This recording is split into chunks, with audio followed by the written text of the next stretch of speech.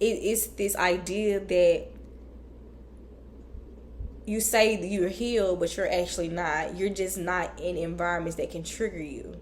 You're avoiding situations to not be triggered.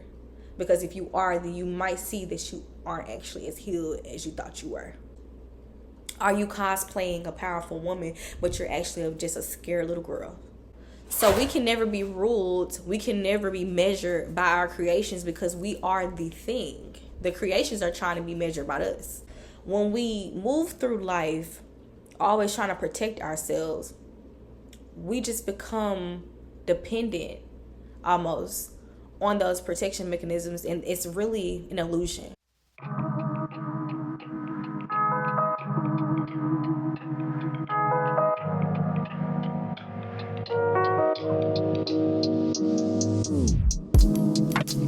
Welcome back to another episode of Here We Grow, where we are growing for real, not for show. I'm your girl Kiki. You already know. And this is my beautiful co-host, my mommy. Please say hello. Thank you. Did y'all like how I ride? Did y'all love it or not? Like, come on. Like, don't hate on me.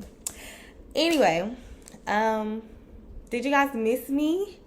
I did not post at all last week. Did you notice? If you didn't, that's totally fine. Your girl just needed to reset. I needed to take a break. I was going through a lot emotionally, and I had an encounter with the police. And when I had that encounter, I just started to realize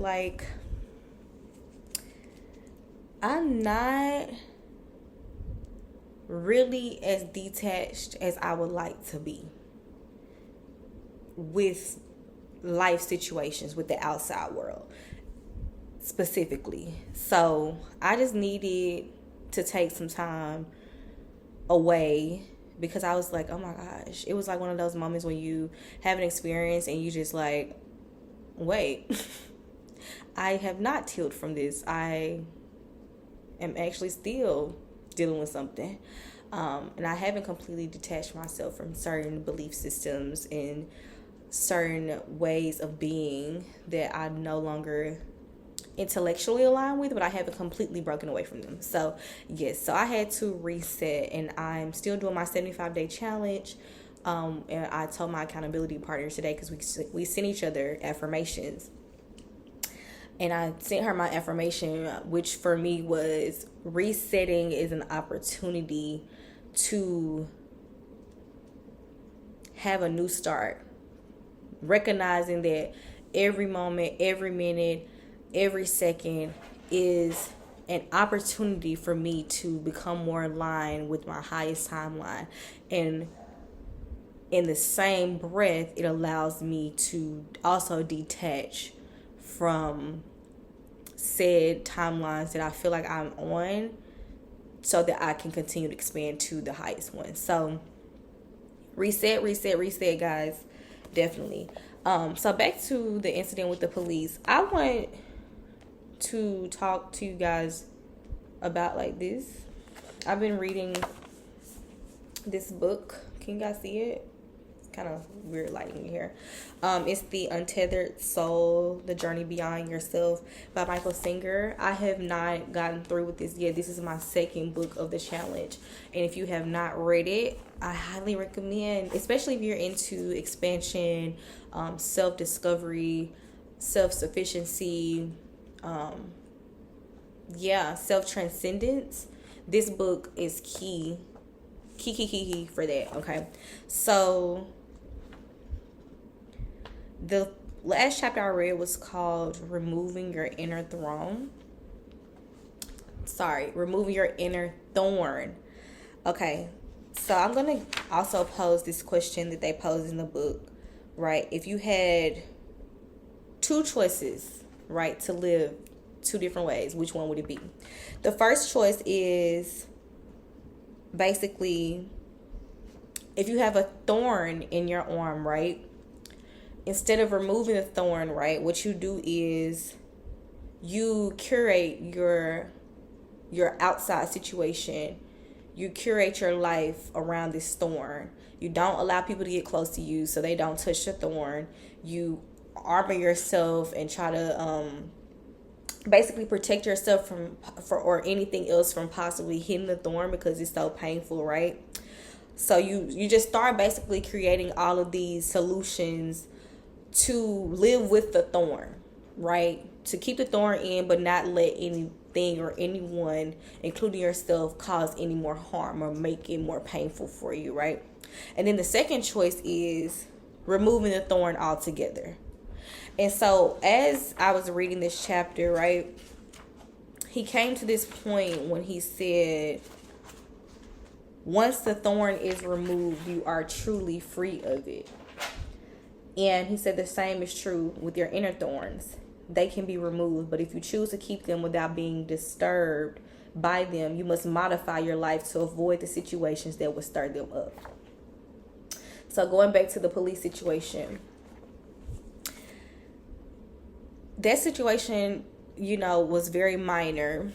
And it really isn't about that, right? Because we already know that we're living in a dream state. And so even though this reality that we're anchored in feels real, right? It's just the idea that the energy is so dense and it's so slow that this reality that we wake up to every day is real. However, it's just like when we have dreams. Those realities are technically real too. We just don't spend much time in them because we're not anchored in them, and we haven't completely plugged our energy into those different realities, right? What I realized was that I called that experience upon me, and I was very upset with myself. And this goes back to the last episode about giving yourself grace.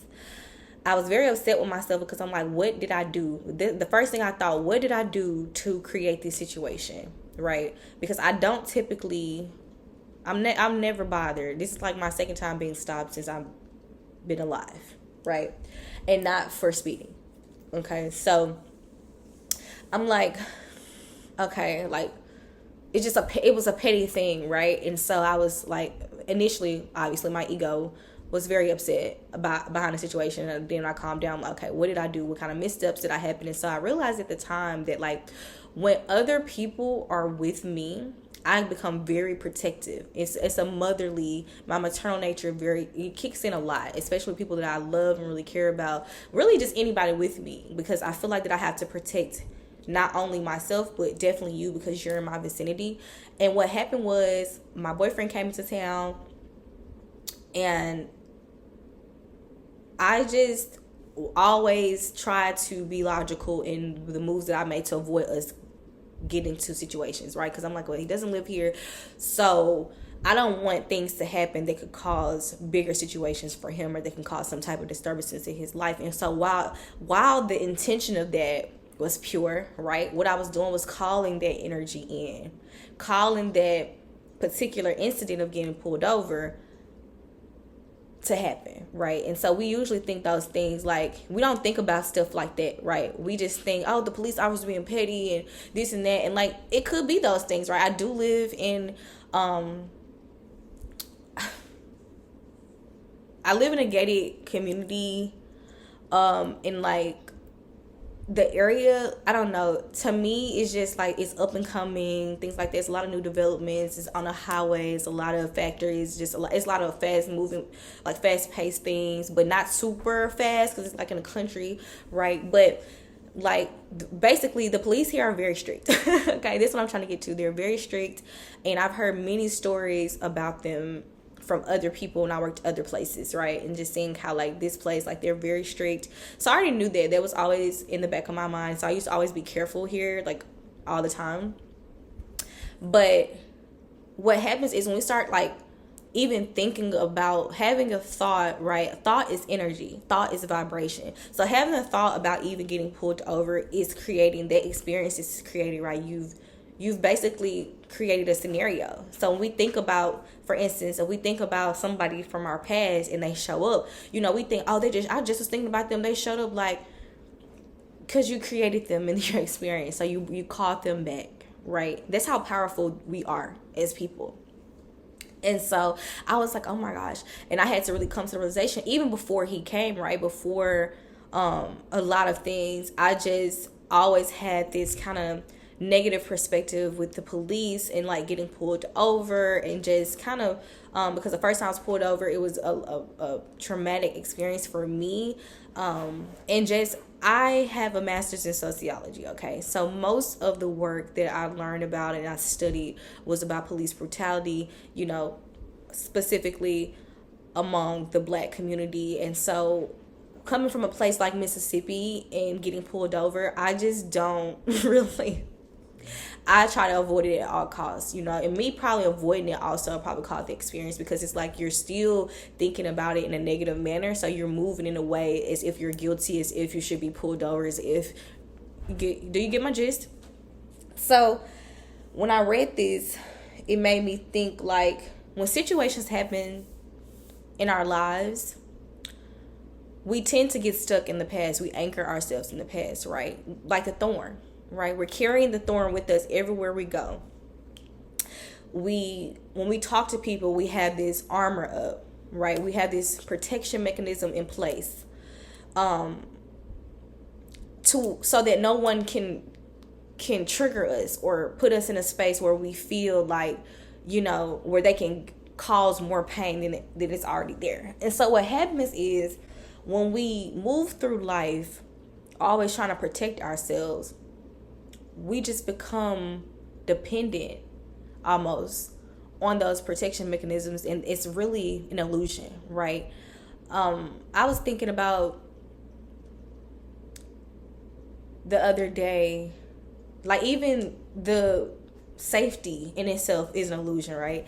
How you feel about safety is what creates your reality about what safety looks like, or about what type of experiences really rattle you. And so when we fuel old narratives, and we fuel, or we maintain the life of old situations in our experiences by, when we meet someone new or we go to a new job, we always mention, well, I don't want to live here because of that. I don't want to date a person because of, I went through this and that's a red flag. So, you know, not saying that you shouldn't take opportunities to expand, so when you get more clear in a situation, you know how to move.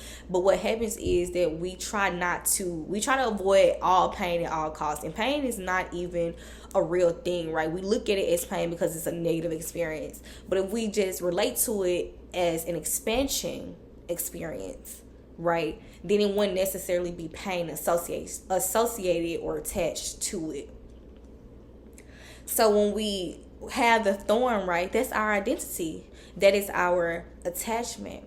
And so even though, you know, in our mind, sometimes when we go through things in our lives and we're like, okay, well, I need this person to know this, or I need this job to know that, or I need this experience to not look like this because I had an experience that looked like that. And while we're trying to pad ourselves, the padding is unnecessary. It's holding us back. It's calling on the same experiences, the very experiences that we don't want to go through anymore. Remove the thorn, right? Get rid of it.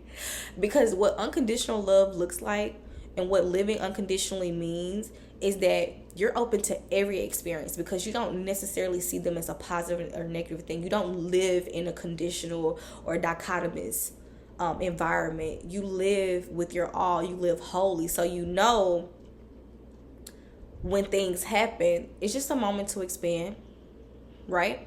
It's a moment to look at something differently. It's even to be like, dang, I never experienced that before. Wow, that was an interesting experience. I don't really care for that one, but you know, like learning how to be light with it. Because when your home is internal, then you can never be shaken. You can never be evicted, right? When your home is eternal, you can never be evicted, no matter where you are. You cannot be evicted from your internal peace, safety, freedom, and stability. Remove the thorn. Okay? Yes, the thorn hurts. When you probably see a thorn, you might remember that the thorn hurts, right? But you're learning how to avoid situations where you can get hit by a thorn again, right? But that doesn't mean to pad yourself completely from not getting hit from a thorn again. It means that you need to detach from the identity that can be harmed by the thorn in the first place. Does that make sense? Right? When we are attached to identities or to different ideas, representations, symbols of what certain belief system looks like in our lives, when things do not line up that way, we tend to experience pain. That's when our ego steps in, because we need that validation. But if you detach from the identity that needs validation, then it wouldn't matter in the first place. When I got pulled over, right, and this is so crazy, like, this is how my mind, I love my mind. It's not crazy, it's just like, I'm glad that I have access to so many layers, and that it's like a double-edged sword, right? On the one hand, it's really cool because I get to connect things on a deeper level, right? When we talk about dimensions, when we talk about hearing and seeing things on different levels, right? That's what it means, right? That's what dimensions mean. Like, you might have went through just getting stopped by police and whatever, and while I'm looking at it as, well, what did I do to cause this situation, and how can I transform and transcend the situation? Because that particular situation, actually, it looks like that, but it's not really what it is energetically, right? And so I was like, what does that mean? Where am I would say, policing myself, right? What areas in my life am I policing myself? That's the first time I contextualized and articulated that way. Thank you, Source. Because I didn't think about it that way, and it just makes so much sense. And thank you for that alignment, because yes, that's exactly how I felt. Where in my life am I policing myself, where I'm walking on eggshells, where I'm not allowing myself to fully be free, or to allow myself to maybe be respectful of certain areas? So, we have the speed limits and speed zones, right? And so you go slower in certain areas, you can go faster than other areas, right? So I'm like, what areas in my life where maybe that I'm trying to slow myself down and police the momentum that I have in one situation, because I'm unsure of something else, right? And so I was talking to my little sister, hey girl, and I'm telling her, like, so the first thing I felt when I got pulled over is like, oh my gosh, this is gonna be on my record. A very human response, right? And I hated that, because I'm like, oh my gosh, like, a record is not even real, right? It's real to keep up with people, and like, in this game of, the planned driving and, the motor world, I guess. But in reality, right, when I die, who's going to care about that, right? It's not going to matter. So, but I'm like, oh my gosh, it's going to be on record. I felt like immense shame, embarrassment. It's like, even though I don't have to answer to anyone anymore, I'm an adult, I was raised in a very, like, you need to do things the proper way, the right way. You need to follow the rules to avoid situations. So even though, like, getting stopped by the police is very common, like, not saying like all the time, but I'm saying like most people would experience it. It's like that just made me feel like I was doing something so wrong.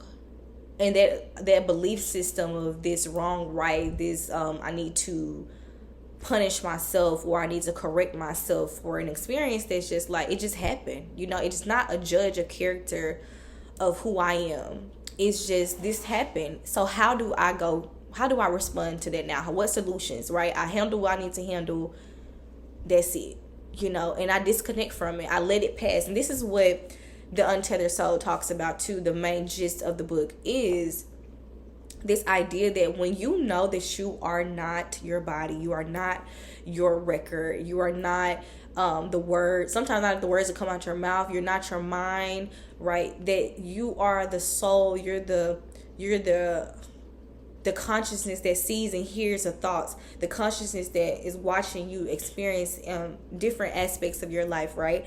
You're separate from that. You see it. So when things happen of that nature, you don't even connect to it or attach to it, because you know it's not you to begin with. We are the creation, right? Well, we are the creators.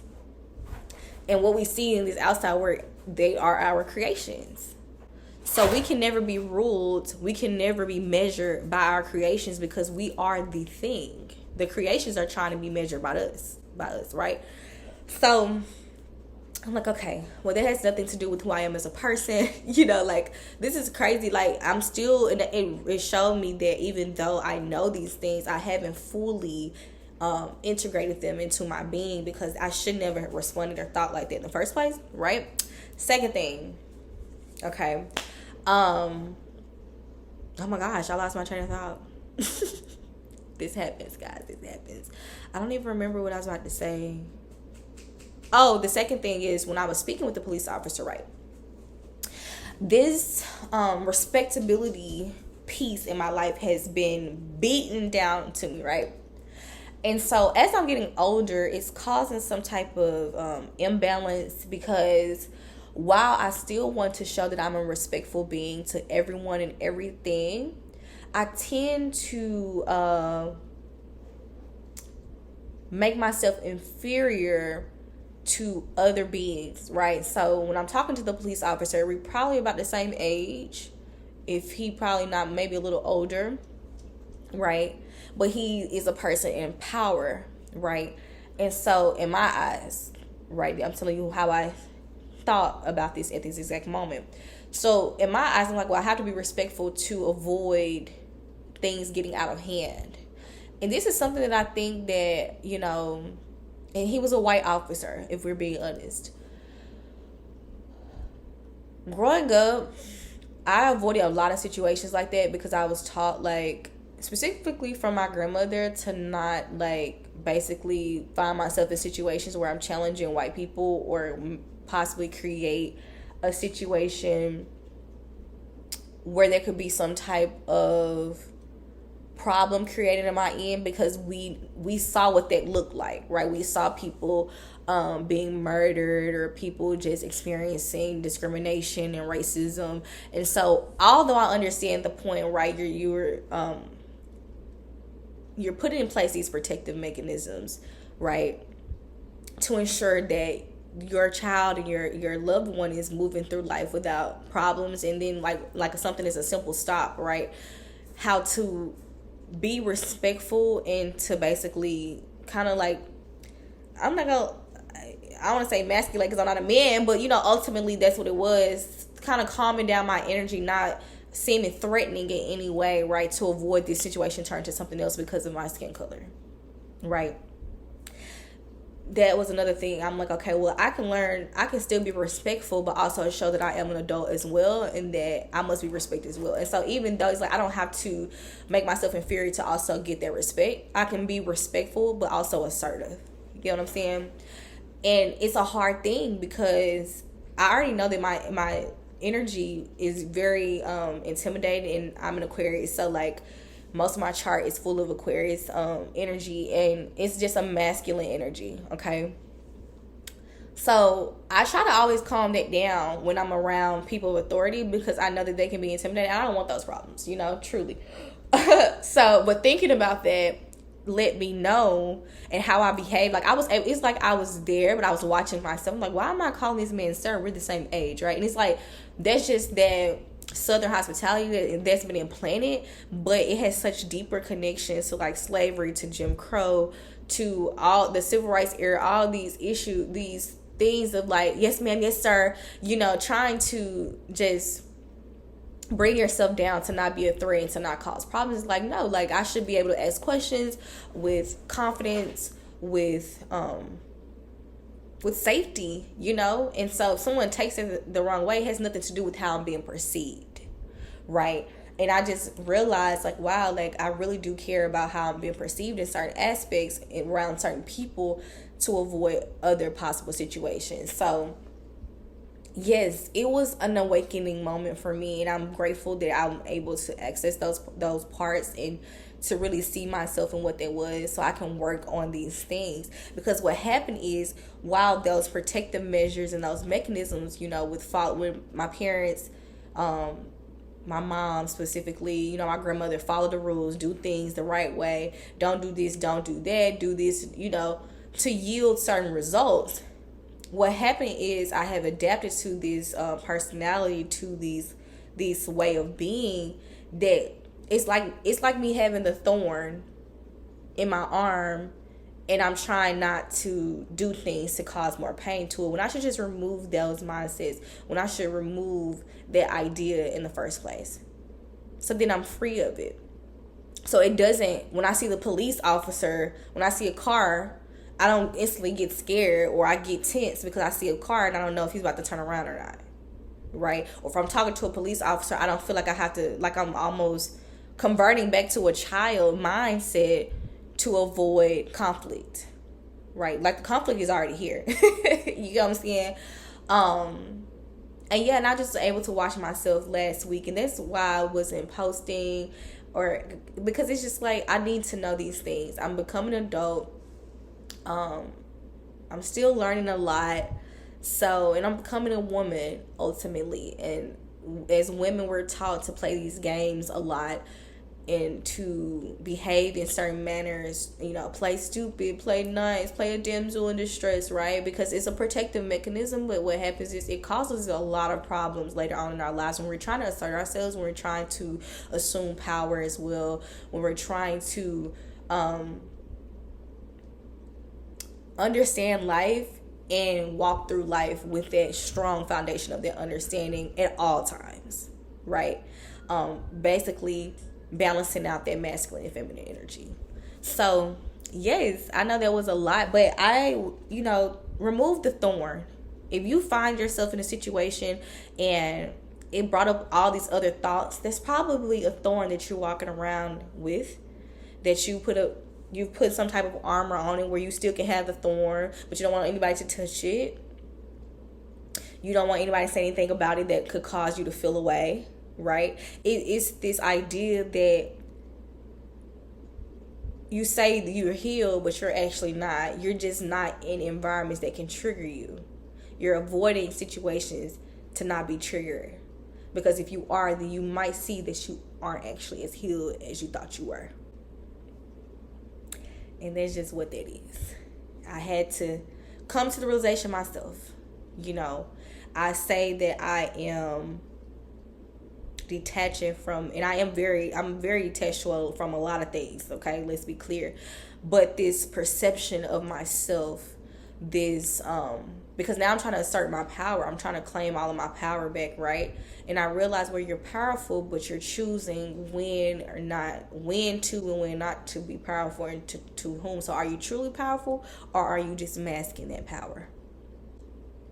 Are you cosplaying a powerful woman, but you're actually just a scared little girl?